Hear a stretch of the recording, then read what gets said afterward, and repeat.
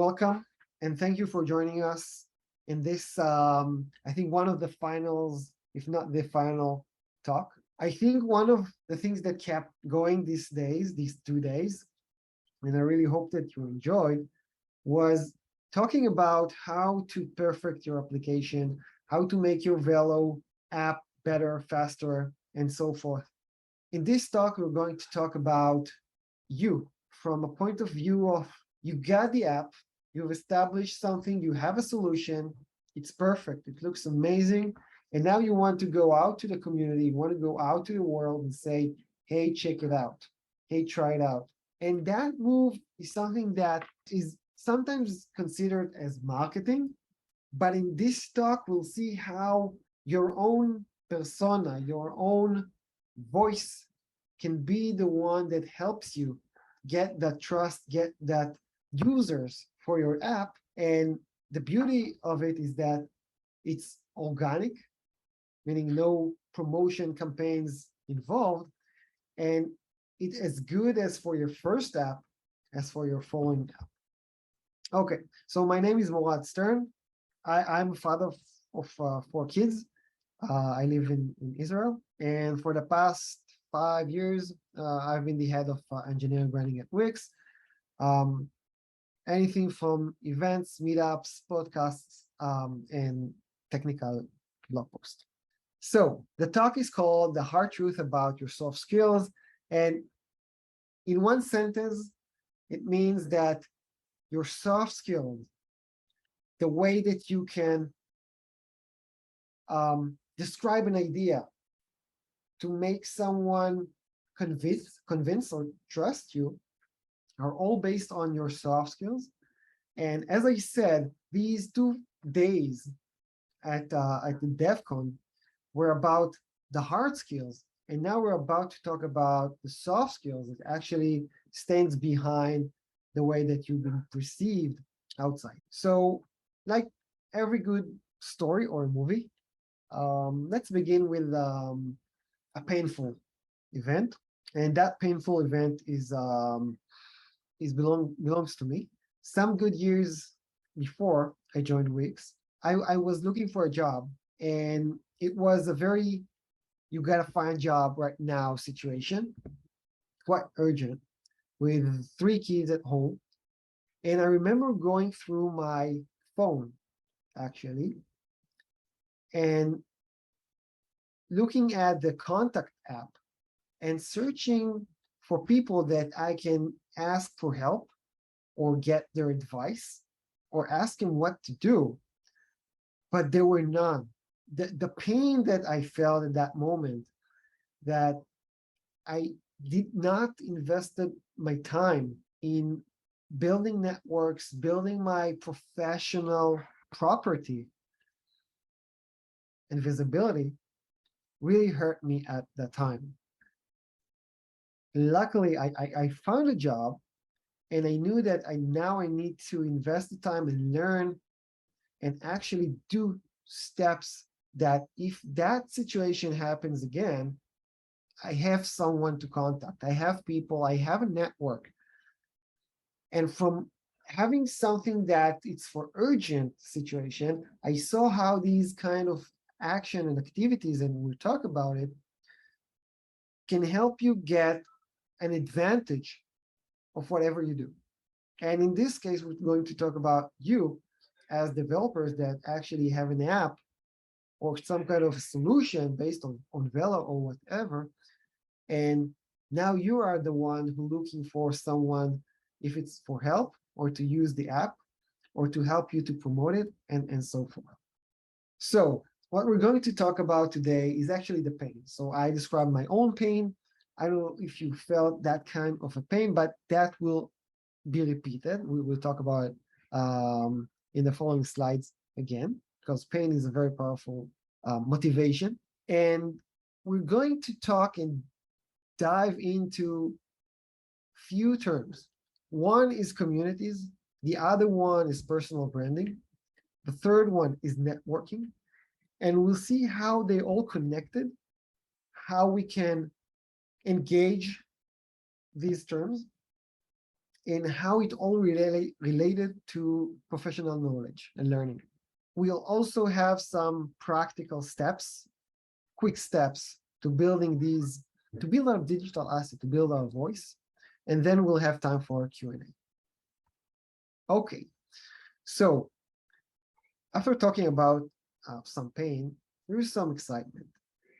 I'm sure that all of you at the very beginning of your dev journey had this moment where you had the hello world command running, and you saw hello world printed on the screen and was excited. And at that moment, what you wanted to do is actually go run and say to mommy or daddy, come and see what I did. And I think that this is the point that keeps repeating in our future selves as we grow old and have more than just hello world, but something that bring a lot of value, might bring a lot of value with our apps. And at that point, it's not about running to our parents, it's more about approaching the community. And that's the point where our voice might be heard or not, and the trust that we can get or not. And by the way, it's very easy to to understand that. So if we have, for example, a Twitter account with 1,000 followers, it will be easy for us to run and say, hey, look what I've done, and not when we have a Twitter account with 1 follower. So that's basically at 2 scales, but we'll talk about it in a second. But that's the point. That's the moment that it comes into kick. So here's the thing in how it's structured from my own experience, at least. So communities, networking, and personal brand are actually some kind of triangle that it's all connected. And having a strong personal brand, as well as being very, very involved in communities and having a strong network of people that trust you and know you, are very combined. They're not standalone. They cannot.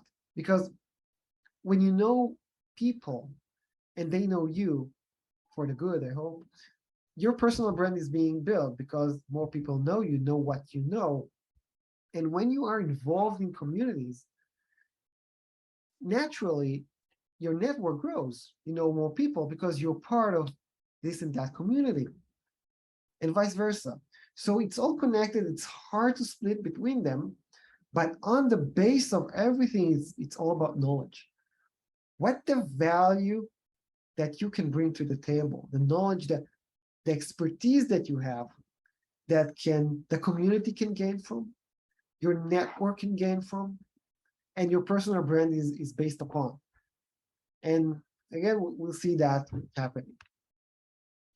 Before we start deep diving into these terms, there's 2 things that we need to take into consideration.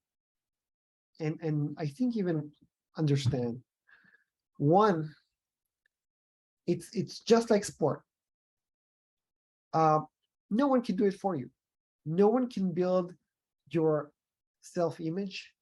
No one can build your personal brand. It's you for you.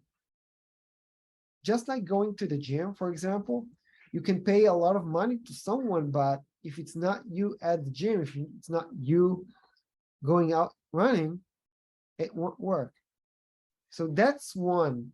The second, if we talked about the gym example, you can go to the gym once and you can go to the gym twice, but that won't make it. You need to keep repeating and be there every single time, which means if we go to our subject, no one can build your brand, no one can build your voice, and building your voice, it's not a one-time act. It's something that it's keep repeating and doing. So that's point one. Second is about motivation. You might hear that talk and you might get motivated, but motivation is quite dangerous because we usually tend to think about when for example, Rocky from the movies is having his moment and running up the stairs and lifting his hands, and there is an amazing music that really rub and make that moment unforgettable. But in reality, it's not happening. There's no rhythm music, no drums for us. It's just reality. So motivation, as much as it's important, it's not what we're looking for. What we do look for in order to build our assets, to build our voice, is having small steps, meaning understanding that like Rome wasn't built in a day, we cannot build trust with people with one major step. We're talking about small steps. And we're also talking about habits. We're also talking about keep repeating and doing these small steps almost every single day. Personal branding means that, yes, some voices are being more valued than others. The most simple example, I think, it's when I go to the doctor, I want to hear the doctor's opinion and not the people that waiting in line with me, because the doctor has the experience, the understanding that needed for that situation. So yeah, more voices are being valued than others. And this being more valued is most of the time being topic oriented.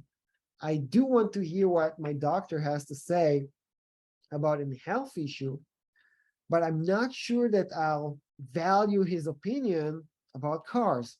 When you look outside, when you look at the world that we live in, which is more and more and more digital, it's being a very, very competitive. There are a lot of voices out there, and it's a very noisy world, which means that once you go up and want to be heard, there are many people that being heard as well alongside you. So there's a competition.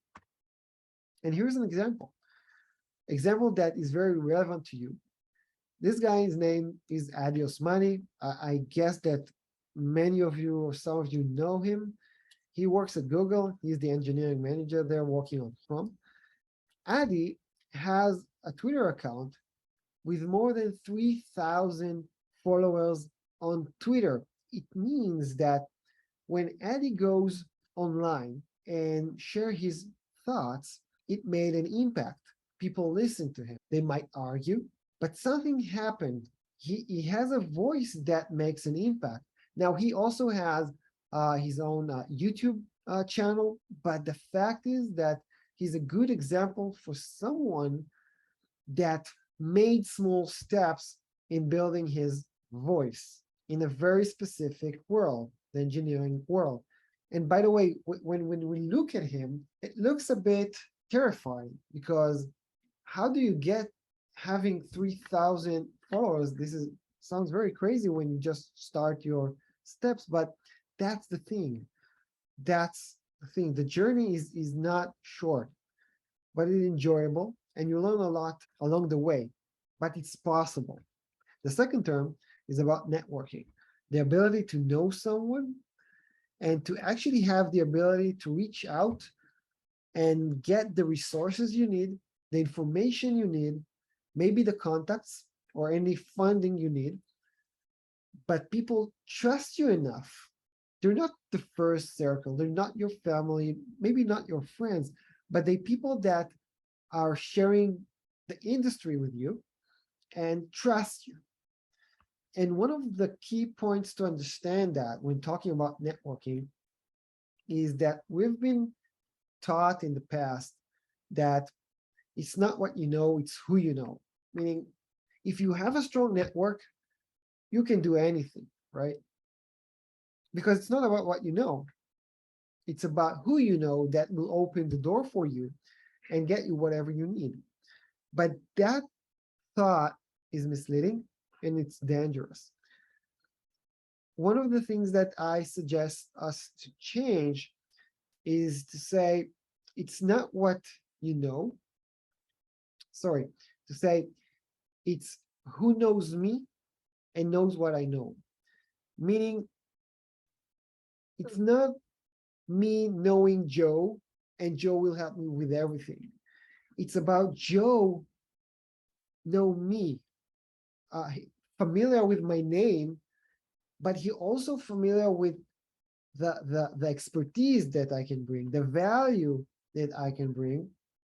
And that's the way to look at network in a very advanced way, not only pooling, meaning contacting people and joining them to our network, but having people joining us, even not knowing. So I think that's way to look at network in a very advanced way. The last thing before talking about knowledge is the communities. Now we all part of some kind of a community. We actually sit in a room in a community of people who develop upon Velo, which is super cool. So it's always about the gathering, but it's not a random gathering. People on the train are gathered because they're on the same train for somewhere, but it's very temporary. When we talk about gathering by the community and for the community, we're talking about some shared interest, something that is we share it together, and most of the times you can see that, and this is where the great advantage of community is that people tip and people gives information that run really, really, really fast. We tend to, we're not, okay, but we tend to, in the past, rely on news from TV and then news from news sites. But now, as more and more people are part of community, be on Facebook or LinkedIn or whatever, or a newsletter, it's some kind of a community. Info travel faster than news sites, because news sites, they have their own editors. They need to confirm information, which is good, which is very good. But if you're looking for these small updates, sometimes, most of the time, these kind of community will be the one that enrich your knowledge and understanding of the things that you are part of or want to be part of. And by the way, even gossip, he left the job, there's an opening somewhere, there's a major update on the way, something that news sites or TV that will not talk about it. But for you, as someone who is building his credibility, his understanding or her understanding, is gold. So being part of the community, even just to listen, is something that build your network, your understanding, and it's a must. We don't live alone. We must be part of a group.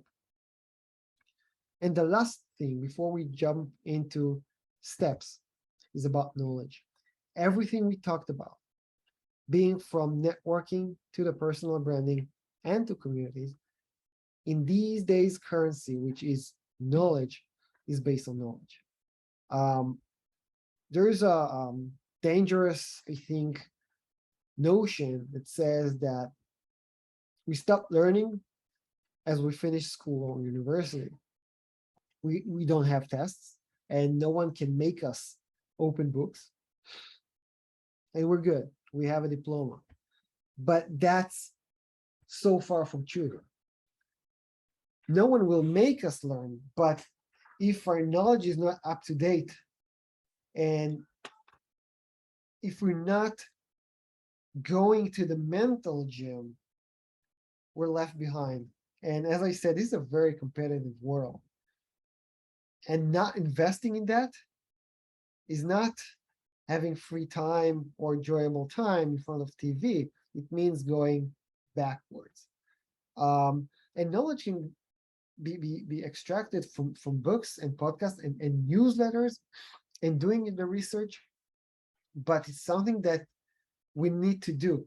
It's something that need to be on our minds, on our focus, that this is something that need to be done. And by the way, like we started with the gym, that no one can do it for you. I think that the other way around to look at it is that no one can make you. No one can make you, and no one will make you to go to the gym. And same with knowledge and networking and so forth. No one will force you to do that. Not your boss, not your friends, no one. It's you by you and for you. So that about knowledge, I think we covered this up. And as said in the beginning, it's all connected. When you have the knowledge, for example, of something that's about to happen, you can go to your network, someone that your information is gold for him or her, and to update them. So you get some points. And when you are part of the communities, more people know you and your network grows. And when your network grows, more people know your name. So your personal brand grows and so forth. It's all mixed up. It's all mixed up, which is good. Practical steps. Step one is actually the mindset, the basics. To fully understand it is in my hands. As I said, no one will force you to do it. No one. And no one can do it for you, like in the gym. And the understanding, as we saw with Adi Osmani, that Rome wasn't built in a day. It's okay. It's built step by step. And no one, even Adi Osmani, was built with a good reputation or a 3,000 Twitter account. No one was born with it. So it's doable. It's doable, but it needs to be done. And there's an effort. And one of the earliest steps in start doing and moving forward with it is actually to understand what we want to achieve. If we want to achieve a community or a voice that is aiming for our future users, that's one. If we want to have a voice in our, I don't know, our dev community, that's another one. We need to really understand what our goals are and the target industry that these people are related to. And by the way, goals, it's not only about the audience, it's also about us. Do I want, I don't know, maybe to switch my career? Okay, so it means that I need to learn new things. It means that I need to be part of new communities that I'm not familiar with. So the goals are something that we know, and we just need to think about it and lay them down. Target industry, it's important, but it's also important to understand the niche industry. The more accurate we are with the targeted audience, the more we'll be accurate with the communities that we'll be part of, our messages to the world, and how we build our voice. What makes me tick is the notion that at the end, we're so busy and the world has so much to offer, from Netflix to good music and vacations, that we really need to figure out what's our passion.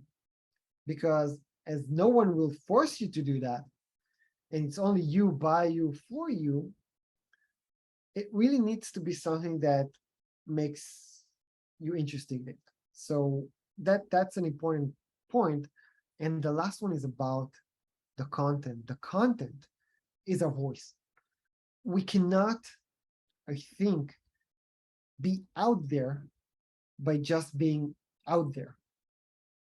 Having a blog, for example, but an empty blog will get us nowhere.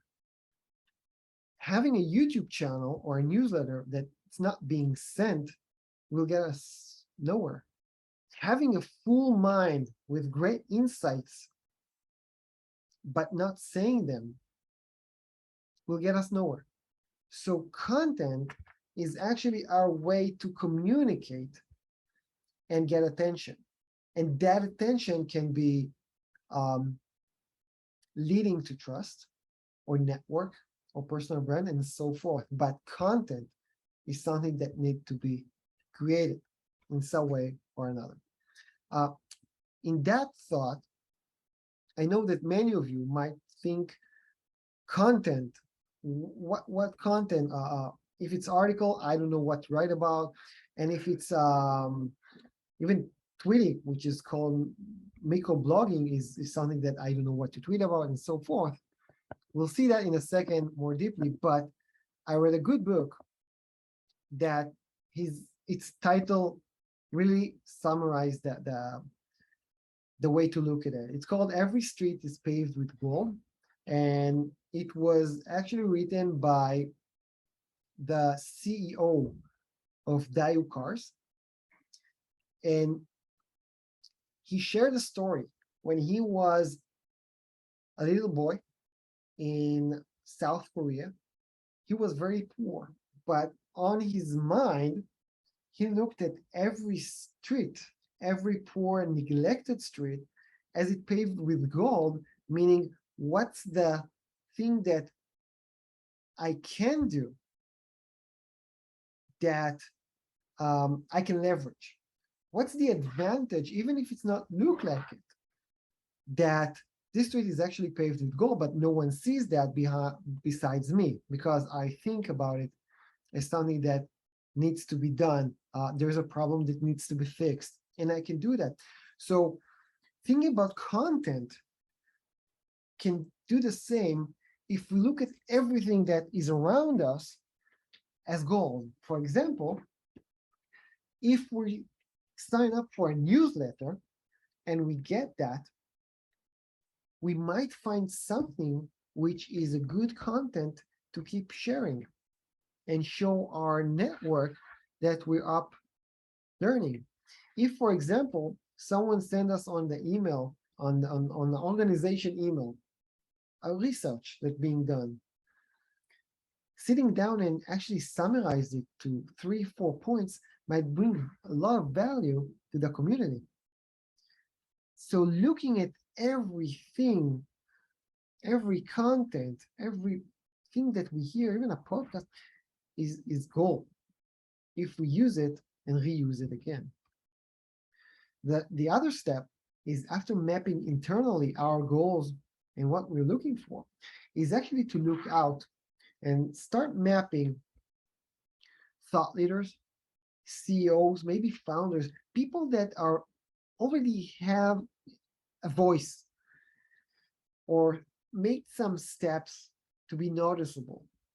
Okay, and now we can do reverse engineering and try to understand how they did it.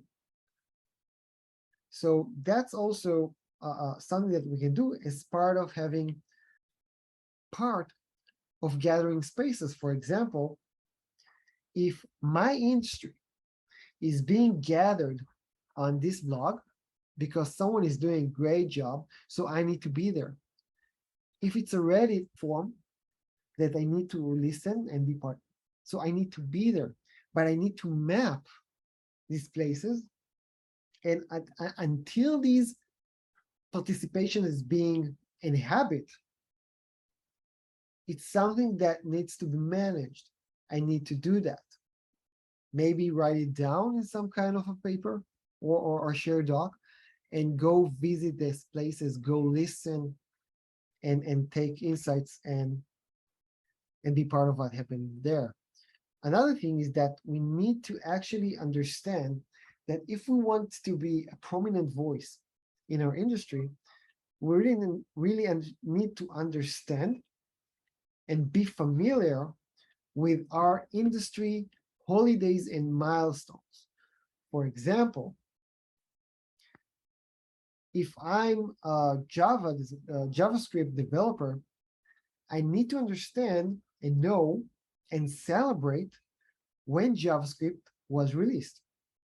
this is a very interesting day to go out, maybe be ready with an article or a meetup and mention that day.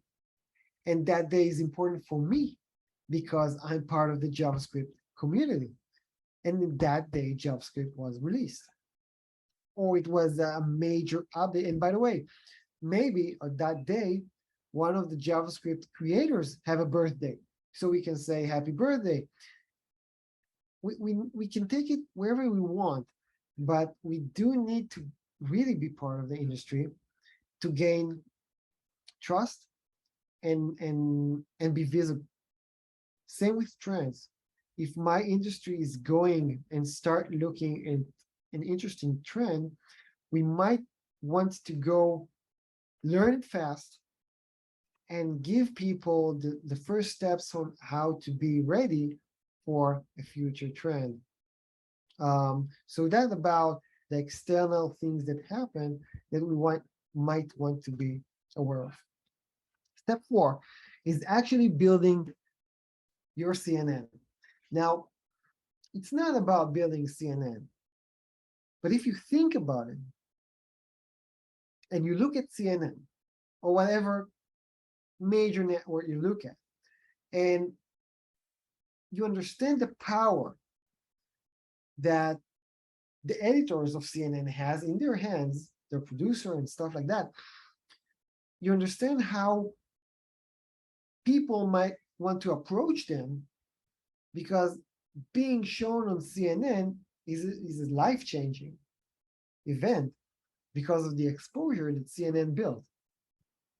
Now, no one will succeed in building CNN again, but for our accurate, smaller communities and industries, we might do build our own CNN.